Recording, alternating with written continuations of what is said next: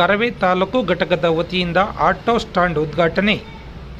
ಕರ್ನಾಟಕ ರಕ್ಷಣಾ ವೇದಿಕೆ ಹಿರಿಯೂರು ತಾಲೂಕು ಘಟಕದ ವತಿಯಿಂದ ಗುರುವಾರ ನಗರದಲ್ಲಿ ಕರವೇ ಕೂಡ್ಲಳ್ಳಿ ಆಟೋ ಸ್ಟ್ಯಾಂಡ್ ಘಟಕವನ್ನು ತಾಲೂಕು ಅಧ್ಯಕ್ಷರಾದ ರಾಮಕೃಷ್ಣಪ್ಪನವರು ಉದ್ಘಾಟನೆಯನ್ನು ಮಾಡಿದ್ದರು.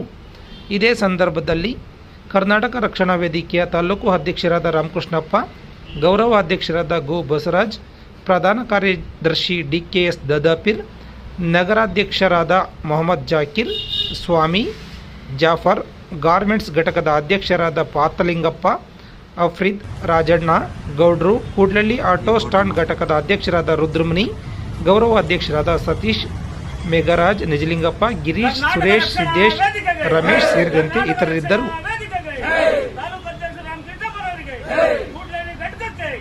ಕರ್ನಾಟಕ ರಕ್ಷಣಾ